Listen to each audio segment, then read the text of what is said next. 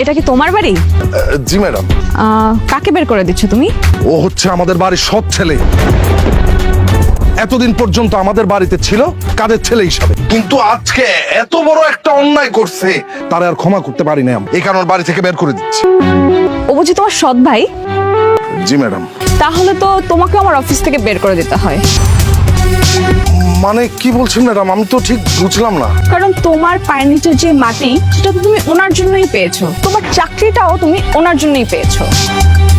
এসব কি বলছেন? তুমি যে চাকরিটা করো, এটা কি তোমার করার মতো যোগ্যতা আছে? তুমি রাজার একমাত্র ছোট ভাই, এই কারণে তুমি এই চাকরিটা পেয়েছো। আর যার দয়ায় তুমি চাকরিটা পেয়েছো, খাইতেছো, পড়তেছো, থাকতে পারতেছো, আর তাকেই তুমি আজকে বাসা থেকে বের করে দিচ্ছ। ম্যাডাম আপনি এসব কি বলতেছেন?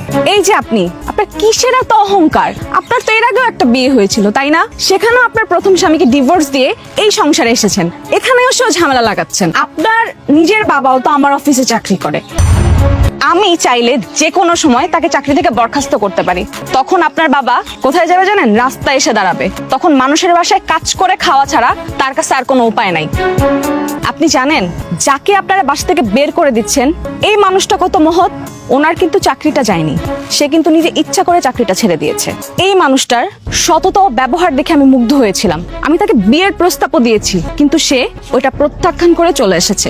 একবার ভাবেন, এই মানুষটার কোটিপতি হওয়ার সুযোগ ছিল, কিন্তু এই লোকটা টাকাকে নয়, আত্মসম্মানকে বেছে নিয়েছে।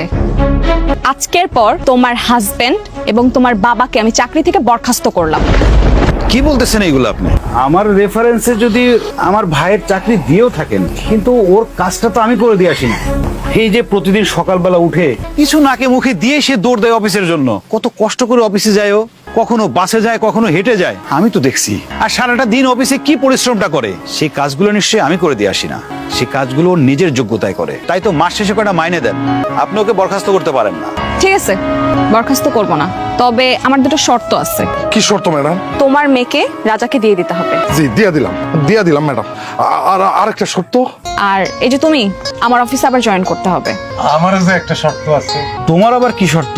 তুই তো কোনোদিন আমার কথার অবাধ্য হোস নাই। আমি যা বলছি তাই শুনছস। আজকেও আমি যা বলবো তোর শুনতে হইব।